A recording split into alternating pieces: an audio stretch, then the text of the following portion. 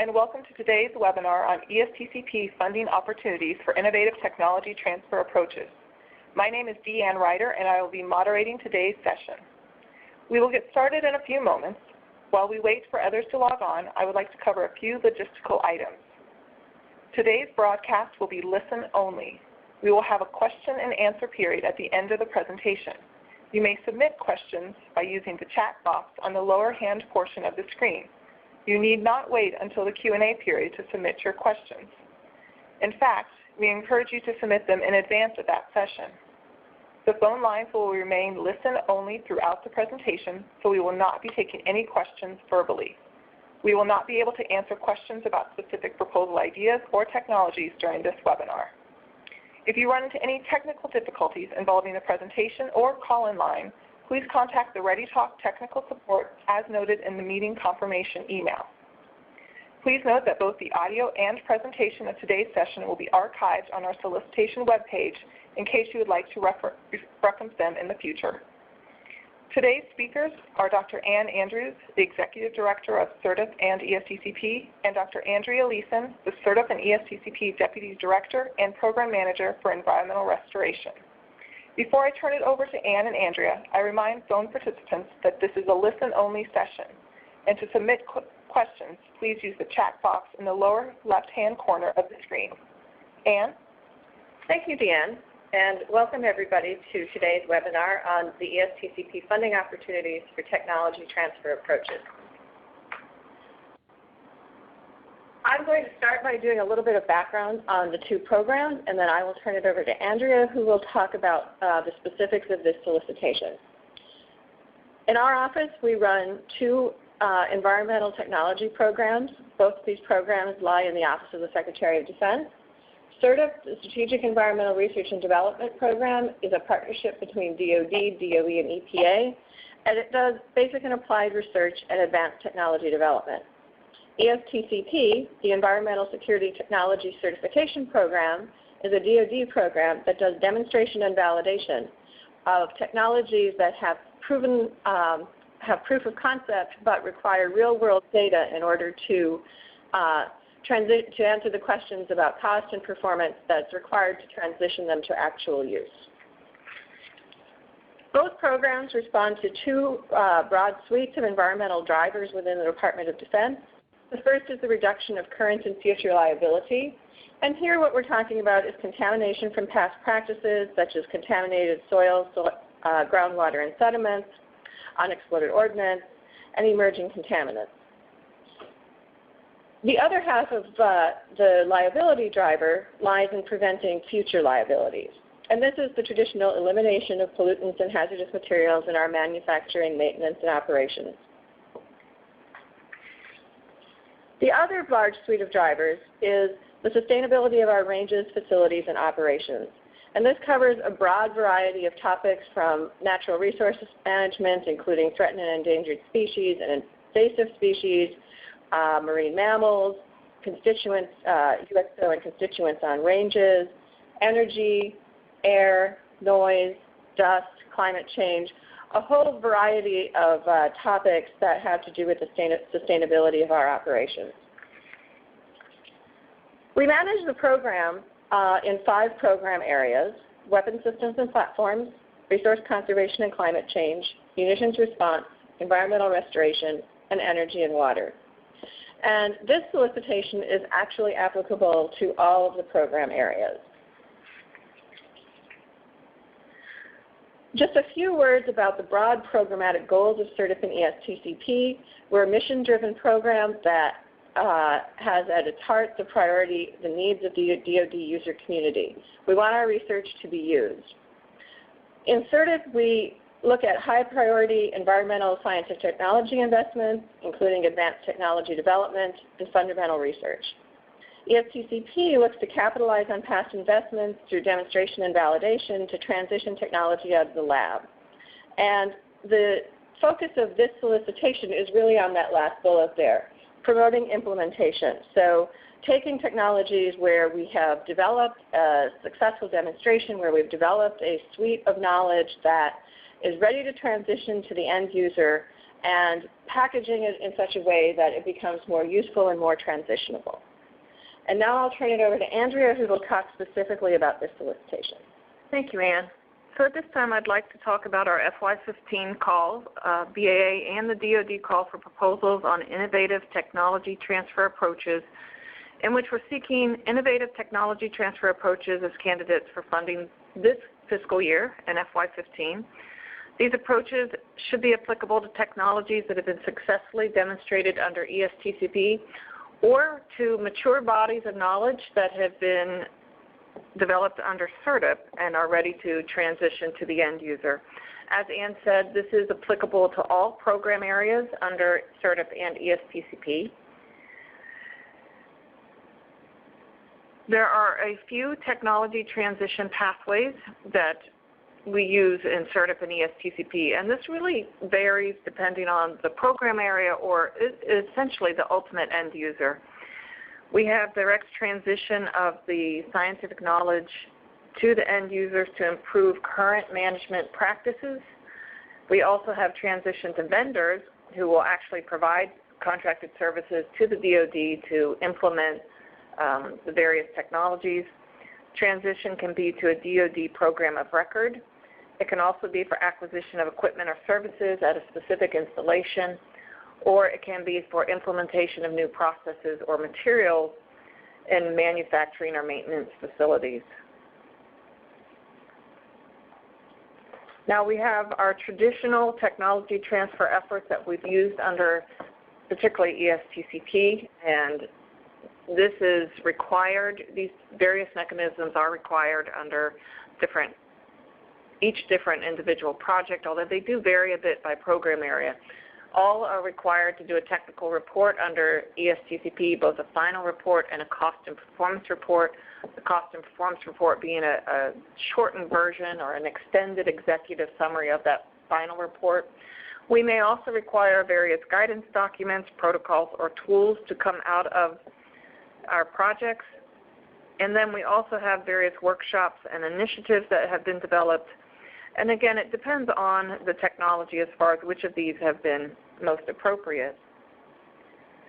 However, we have struggled, as have other agencies, with barriers to technology transfer, and these barriers have varied depending on the technology. There has at times been a lack of funding, lack of coordination between the important end users. There's rarely one end user for any particular technology. Often there are multiple organizations and individuals involved. In recent years, we have had restrictions on travel and conferences in the federal sector, which has made face-to-face meetings and direct technology transfer more challenging. We have had an inadequate distribution of some of the emerging technology information and performance results, and perhaps inadequate in terms of reaching the right audiences. And we have also found that some of the standards and specifications have not considered these alternatives.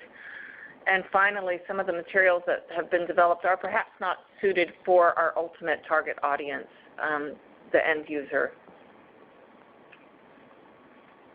Now, the specific objectives for our topic that we have released is the development of innovative technology transfer approaches, just as it says in the title. Primary target for these technology transfer approaches are the end users, and that end user will vary depending on the technology. It could be remedial project managers within the military, acquisition program managers, energy managers, natural resource managers, regulatory agency representatives, individuals responsible for updating design codes or standards, as well as other practitioners in the field who will ultimately be implementing the technology. As I said, this target audience will likely vary. It will definitely vary by technology, and it's very important for a proposer to understand what the target audience is for this technology transfer approach. There will likely be multiple audiences that need to be considered, and these different communities will probably benefit most from different approaches, and it's important to consider these different approaches. The approaches proposed may be applicable to a broad array of CERTIP and ESTCP investment areas, or it could perhaps be narrowly focused on a specific technology that was developed under a specific demonstration project. Both types of these technology transfers approaches are of interest.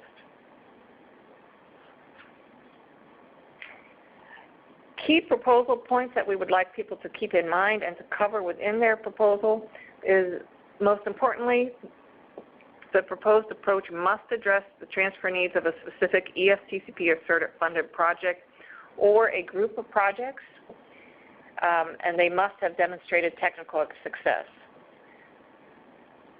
The proposed approach should produce one or more specific products that are suitable for one or multiple target audiences, and you must explicitly address the following issues: why the focused technology is appropriate for this effort, what are the barriers to its adoption, who are the key stakeholders, and what information needs do they have regarding the technology, and why is your proposed approach appropriate to this technology and audience.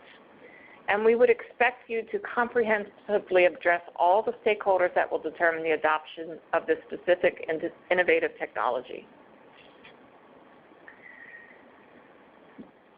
We have a number of technology transfer approaches that are of interest. We certainly do not want you to be limited to the list shown here, but this is possibilities that can be considered, including short courses, either live, in person, or online, videos, webinars, monographs, updates to standards, drawings, and regulations, endorsements by regulatory bodies, different sorts of fact sheets that could be printed or perhaps online, innovative types of websites that will pull people in where you can educate people about the technology, and various workshops are always of interest.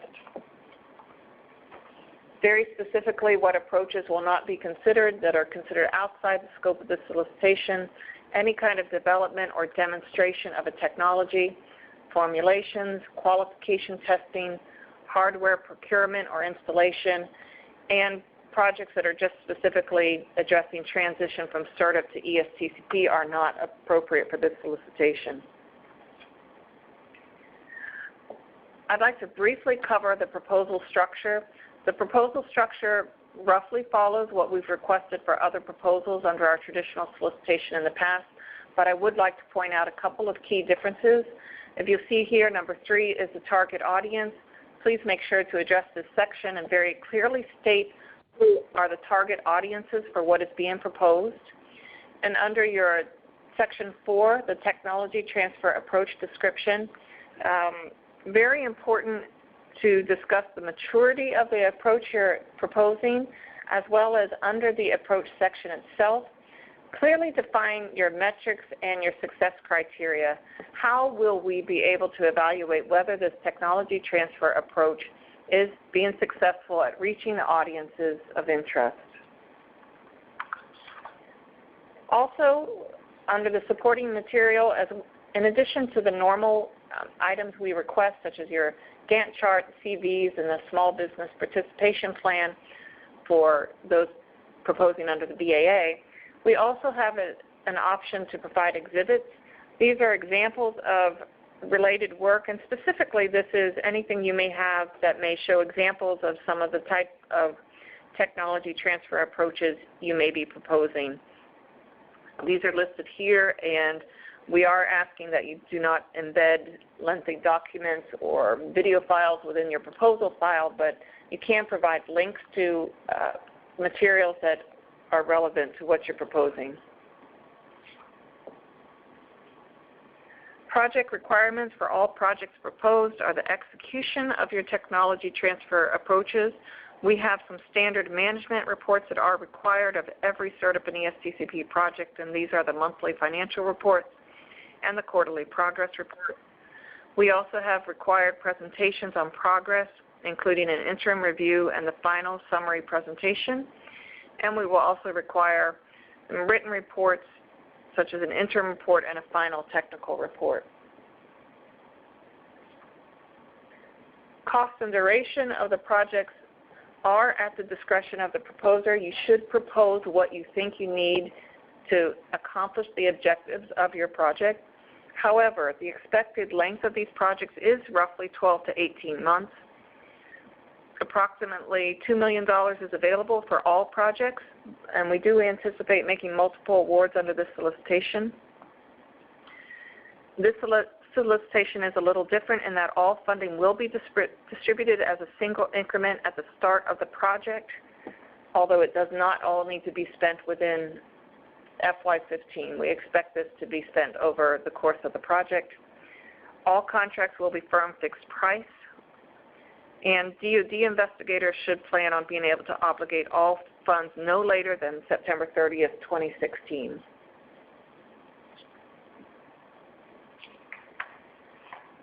This chart here provides an overall schematic of the solicitation process. We have released the two calls, the DoD call as well as the broad agency announcement call.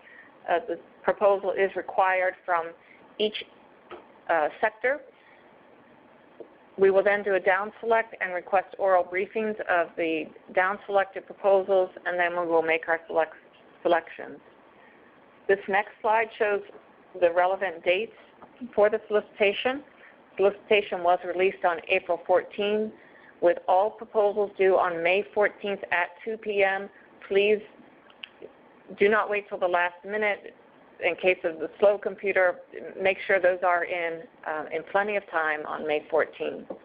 We will request briefings no later than June 1st, and the briefings will be in Alexandria, Virginia on June 18th through 19th in person. Project selection will be the following month in July, with anticipated awards for the DoD in August of this year and the BAA in August or September of 2015. The selection criteria for the proposals is listed here and is shown in our solicitation. Most important is technical merit. And then the hallmarks of a competitive proposal.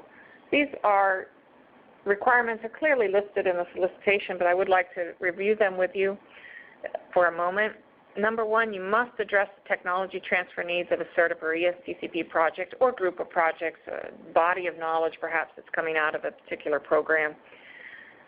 You need to explicitly state the rationale for the proposed effort and your understanding of the underlying issues. And these include, as I've covered before, why the focused technology is appropriate for this effort, what are the barriers to its adoption, who are the key stakeholders and what are their information needs regarding technology, and why your proposed approach is appropriate for the technology and the audience.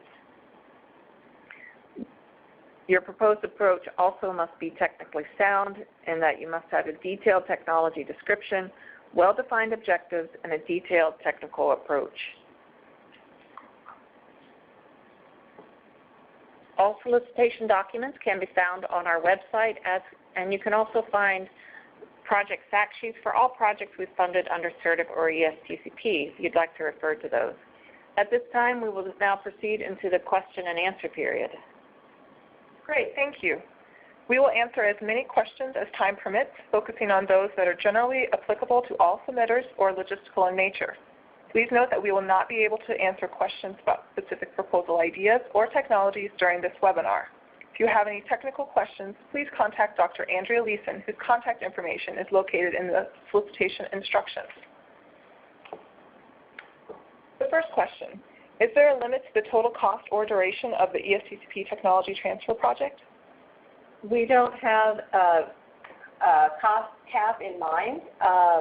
As Andrea said during the presentation, the cost should be targeted to the amount of work that's required to do the proposed scope of work.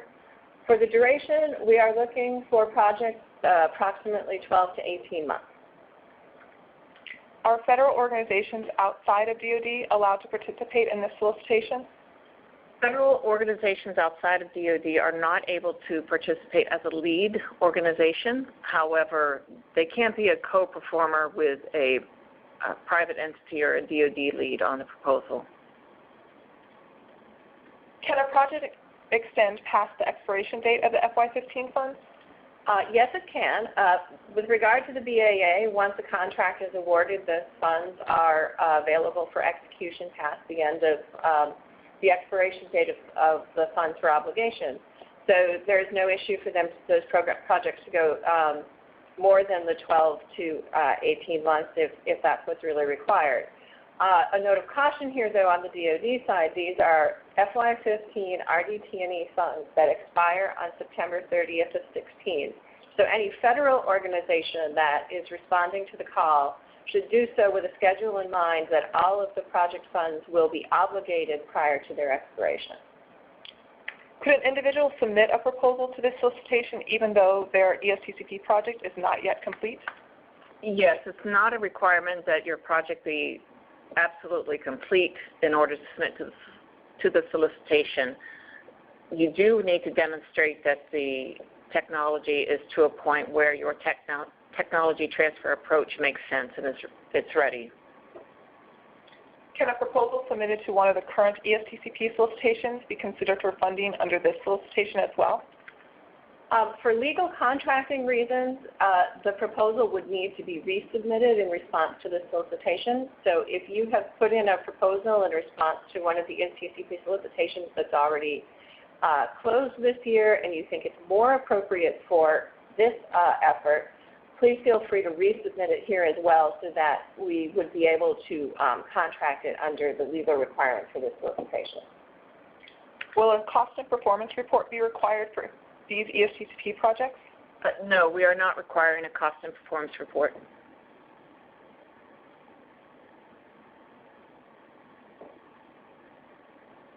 Does content generated by these projects have to be publicly releasable, or can it be limited to DoD or government organizations?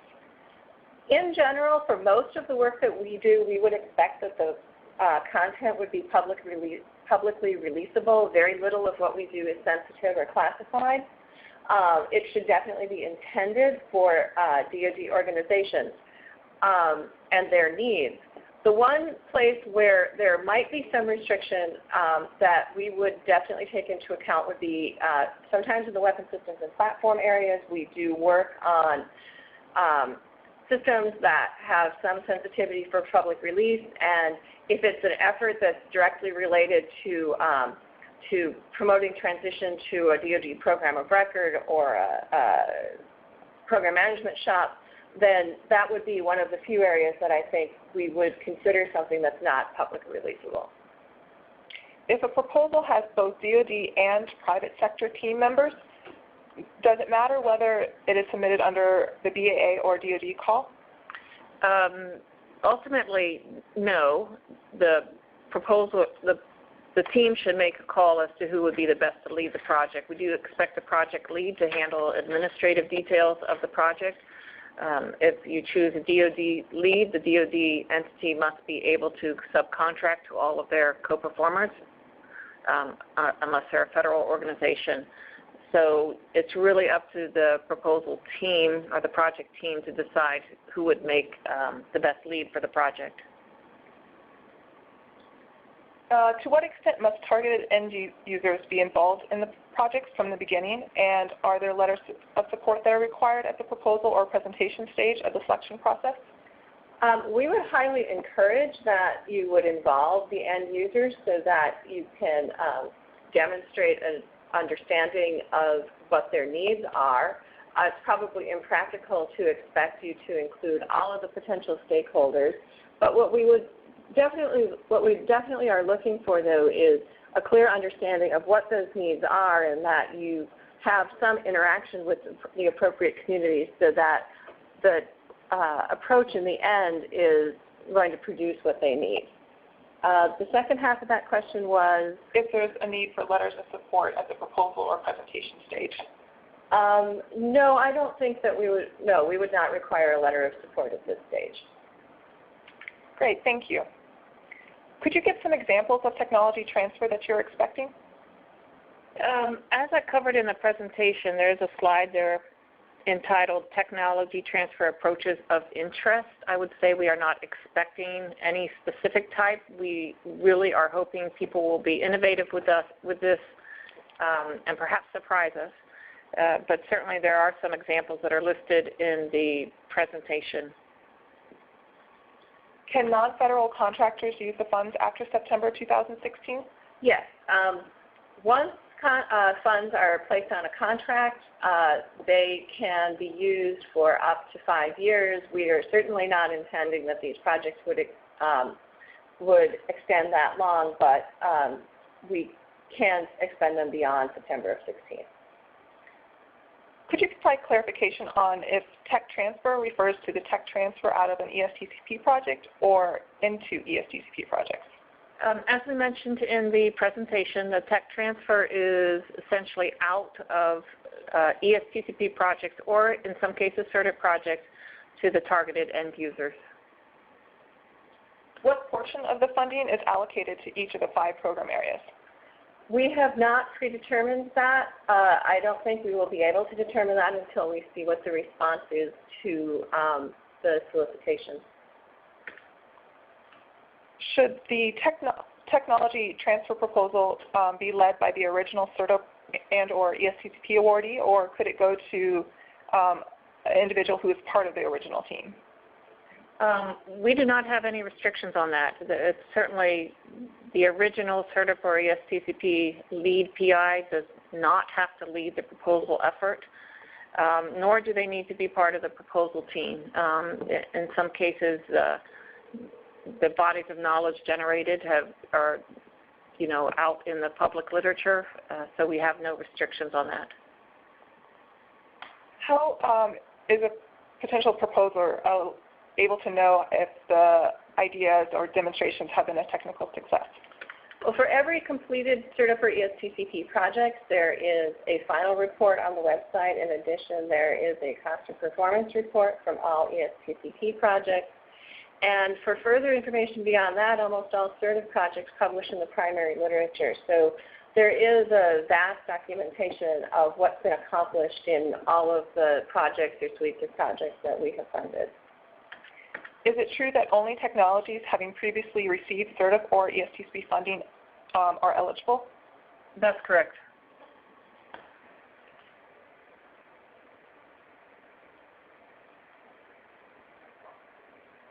Can 2 different groups who have completed separate but complementary CERTIP or ESTCP projects submit a proposal together? Yes, absolutely. We not only want to transition the results of individual projects or technologies that have been successful, but that would play well into the idea of synthesizing bodies of knowledge that would be into something that is more useful for the user community. In traditional proposals, the supplementary material can be included as relevant technical information that could not necessarily fit into the other part of the proposal. This seems different than what is described as exhibits under this solicitation. Can this type of other technical material still be included? The supplementary material is certainly an option if you opt to use that to have different sorts of material than what's requested. That is your prerogative. The exhibits was specifically to be able to see examples of some of the technology technology transfer approaches that you might be proposing, but we're not limiting it to just what we said there. You can provide whatever supplemental material you think is appropriate. Will this solicitation become an annual program? We don't have plans for that at this time.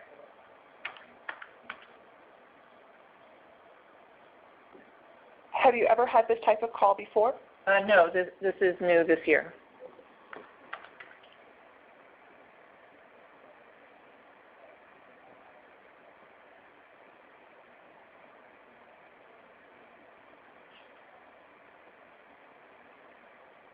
You mentioned technologies coming out of the CERTIP or ESTCP projects. Will technologies from other DoD-funded efforts be applicable to this solicitation? This is really limited to those that CERTIP or ESTCP have funded directly. We had not intended this to go towards any technology that's been demonstrated under the DoD. Great, thank you. The BAA says that travel expenses should be estimated for 3 trips to Virginia, which would include the kickoff, IPR, and a debrief. Can you confirm that that's all the 3 trips that are required? Our intent is that those 3 meetings will take place for all projects. In addition, if there is other travel that's required in order to execute the project, we would expect you to cost for that as well. Can current ongoing startup projects send proposals to this solicitation? Yes, definitely. You just need to be able to demonstrate that the technology being proposed for transfer is ready for the approach proposed. Could you expand on the reporting requirements? Since many of these projects will be preparing a product or presentation, what else is expected in the interim and final report? I think we probably need to do a little clarification there. So we will not be expecting a typical interim and final report for these projects. We definitely will be expecting an interim briefing to Certif and ESTCP describing the ongoing progress. And the final product should really be whatever the tech transfer product is and all of the supporting documentation that's required to support or implement it. Okay.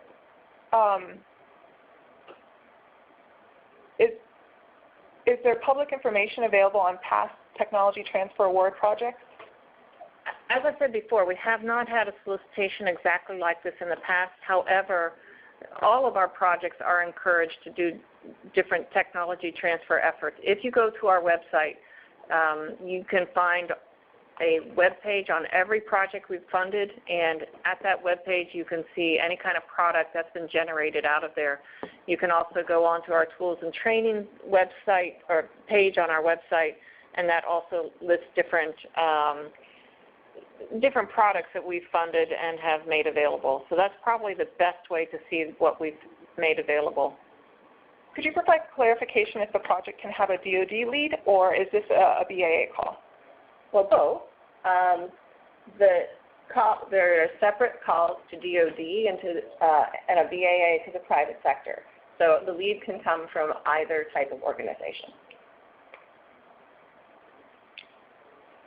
Could a continuation of a CERTIP project be proposed to address technical and funding shortfalls in the original CERTIP project? No.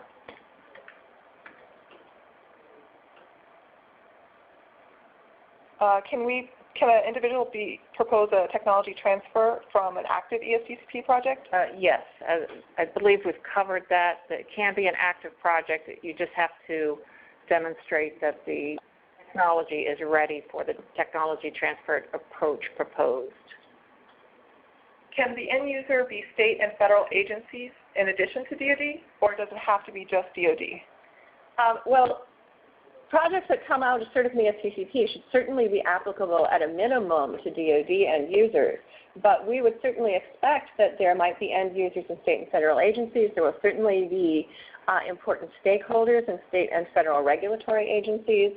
So I would not limit your audience of interest to the DoD, but in order for it to be eligible for ESTCP funding, it has to be applicable to the DoD.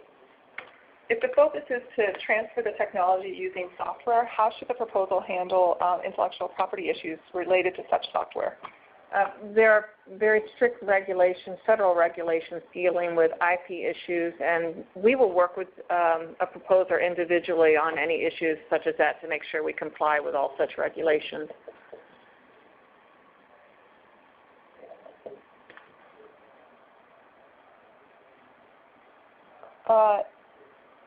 Could you go over the approaches again, the slide that deals with that?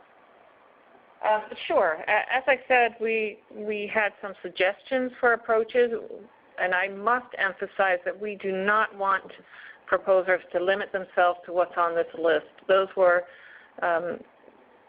items that we thought might be applicable, including things like short courses, and those could be an online short course or possibly in person. We've certainly heard many times that it's really hard to completely substitute in-person, one-on-one interactions with any kind of online version.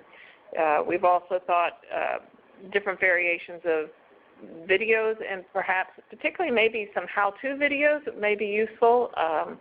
Webinars are always popular. In some cases, perhaps some sort of monograph, a compendium of the knowledge may be useful. Updates to different standards, drawings, and regulations. Obtaining endorsements by regulatory bodies. Fact sheets, and these are perhaps one-pagers that can be handed out, but I also think it's useful to have that be a web page also if we're developing something like that. New interactive websites, as well as workshops, targeted workshops may be of use.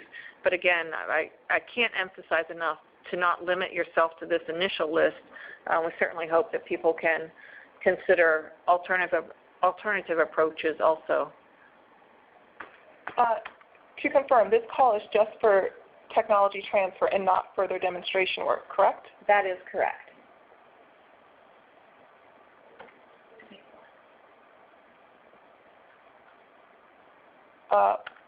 What was the driver for ESTCP introducing this solicitation? Over the years, we've, ESTCP and CERTIP, we've funded a number of strategic workshops, and in all the program areas, we hold these to talk about important issues and research needs that need to be addressed over the next 5 years. And a recurring theme in all of these workshops is often we have a lot of good information already. The problem is getting it to the right audience, and it's a barrier to the technology transfer. And so we released the solicitation hoping to really hit that issue head on and to try to think creatively about new alternative methods to improve our technology transfer of some of the very amazing work that's coming out of CERTIP and ESTCP. Can an organization submit multiple proposals for technology transfer of different technologies? Yes, absolutely. Either for different technologies or for different approaches, or they can submit a comprehensive proposal for a suite of approaches. Is there a targeted length for the CVs? We really don't have a targeted length for those. The CV should be of sufficient length to demonstrate your experience in the technology and your ability to transfer it. Could you clarify the limitation on purchase of hardware or installation? Since this call is really limited to technology transfer approaches rather than additional demonstration or development work, we would expect that none of the proposals would involve the purchase or installation of hardware. Is there a specific place of performance to demonstrate the project? No, there's not. In your proposal, if for example, if part of the demonstration is to host a workshop or some sort of in-person training, you need to provide the rationale for the location you're proposing, or in some cases it's certainly acceptable to work with us on where might be the best place to hold such a type of training.